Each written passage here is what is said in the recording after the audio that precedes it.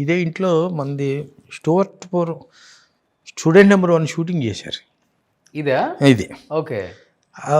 2 రోజులు షూటింగ్ చేశారు. ఎన్టీఆర్ సినిమా చేస్తుంటే నేను పైన బెడ్రూమ్లోంచి అప్పుడు అయ్యప్ప మాల వేసుకుని ఉన్నా. అటు వచ్చి చూస్తుంటే కింద సీన్ చేస్తున్నారు, చూశాను. ఎన్టీఆర్ షార్ట్గా ఉన్నాడు. పైనుంచి చూసి ఎన్టీఆర్ హరికృష్ణ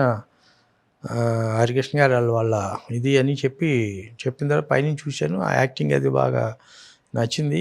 తర్వాత ఆ రోజు నైటు ఇంట్లో ఆలోచిస్తూ ఎవరితో స్పార్క్ మంచి టాలెంటెడ్ కుర్రల్లా ఉన్నాడు, వీడితో మనం ఎందుకు సినిమా చేయకూడదు అని చెప్పి ఒక కమర్షియల్ డైరెక్టర్ని పెట్టి, కమర్షియల్ ఫ్యామిలీ నుంచి వచ్చిన హీరో కాబట్టి, ఎన్టీఆర్ బాలకృష్ణ ఈ ఫ్యామిలీ నుంచి వచ్చాడు కాబట్టి ఏదైనా పెట్టి చేస్తే ఎలా ఉంటుంది అని ఒక ఆలోచన వచ్చింది. ఆలోచన వచ్చిన తర్వాత ఆ 2 రోజులు అబ్జర్వ్ చేశాను. అబ్జర్వ్ చేసిన తర్వాత పెద్దగా సరే మాట్లాడదాం అని చెప్పి అనుకుని షూటింగ్ కూడా వెళ్ళాను. ఒక రోజు వెళ్ళిన తర్వాత సినిమా చేద్దాం అనుకుంటున్నాను, ఎందుకో మా ఇంట్లో షూటింగ్ చేశాక నీ మీద సినిమా చేయాలనిపించింది. ఏంటని అడిగితే, భలేవారు సార్, మీరు ఎప్పుడప్పుడు బాబాయ్తో సినిమా తీశారు కదా సార్ అన్నాను. నాకు టైం నేను ఆలోచించి చెప్తానని చెప్పి, ఎవరితో చేస్తే బాగుంటుంది అని చెప్పి ఆలోచించి గోపాల్ దగ్గరికి వెళ్ళాను. గోపాల్ మీ ఫ్రెండ్ కాబట్టి. అంటే గోపాల్ అసోసియేట్ డైరెక్టర్గా, నేను అసిస్టెంట్ ఆర్ట్ డైరెక్టర్గా రాఘవేంద్ర గారి దగ్గర కొన్ని సినిమాలు చేశాం. అప్పటి నుంచి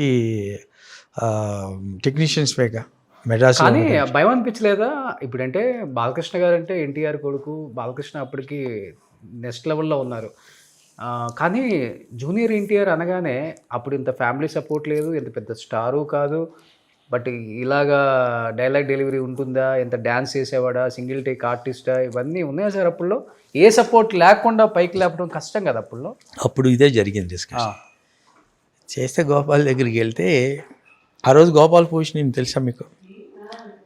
Samarasimha Reddy super duper hit, Narasimha Naidu super duper hit. Okay. దాని తర్వాత ఏ సినిమా చేయాలని కూర్చున్నాడు. ఓకే. ఏ సినిమా చేయాలని కూర్చున్న టైంలో నేను వెళ్తే, అసలు నీకేమైనా బుద్ధి ఉందా, మత్తుందా, ఇప్పుడు ఇంత పెద్ద హిట్లు ఇచ్చి కూర్చున్నాను, పెద్ద హీరోని తెచ్చుకోవచ్చు కదా, అప్కమింగ్ హీరోతోటి చేయటం ఏంటి,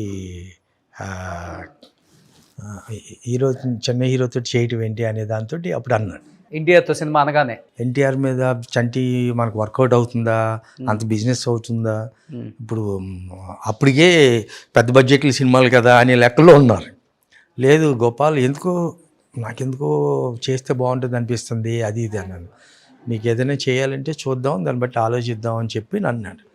అనేది అది మాకు ఒక 1 month పట్టింది. 1 month ఎన్టీఆర్ని హీరోగా పెడదాం వద్దని అందరూ వద్దని. ఓన్లీ రీజన్ ఏంటి సార్? అంటే గోపాల్ సమరసింహారెడ్డి, నరసింహనాయుడు ఇచ్చేసి పెద్ద ఎక్కడున్న టాప్ పొజిషన్లో ఉన్నాడు. ఆ టైంలో ఆ రేంజ్ ఖర్చు పెట్టాలంటే వర్కౌట్ అవుతుంది కదా. ఆది అవన్నీ తీశాడు కదా. అప్పటికి ఆది రిలీజ్ అవ్వలేదు, స్టూడెంట్ నెంబర్ 1 రిలీజ్ అవ్వలేదు. స్టూడెంట్ నెంబర్ 1 కూడా రిలీజ్ అవ్వాలా, ఆది రిలీజ్ అవ్వాలా. నేను ఆ స్టూడెంట్ నెంబర్ 1 షూటింగ్ టైంలో కుర్రని చూసి చేద్దాం అన్నది. ఓకే. ఇక్కడ షూటింగ్ చేస్తున్నారు కదా అని.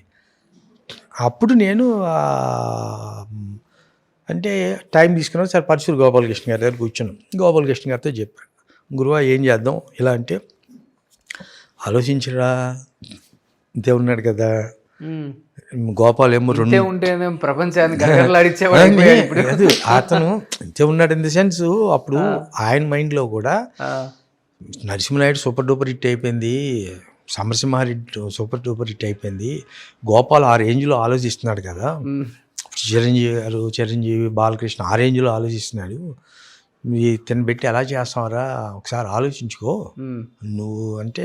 నేను మొండోళ్ళలాగా పట్టు వదలని విక్రమార్కుల్లాగా చేద్దామని గోపాల్ తెచ్చింది. సరే గోపాల్ అన్నాడు, సరే నువ్వు చేద్దాం అంటున్నావు కదా, ఓకే డన్ చేద్దామని చెప్పి ఒక అండర్స్టాండింగ్ వచ్చిన తర్వాత ఎన్టీఆర్ దగ్గరికి వెళ్ళాను. నేను ఎన్టీఆర్ని అప్పట్లో తాత అని పిలిచేవాడిని. అంటే నాకు పెద్ద ఎన్టీఆర్ మీద దీని మీద తాత అని పిలిచి, తాత గోపాల్తో నీతో సినిమా చేయాలనుకుంటున్నాను అన్న.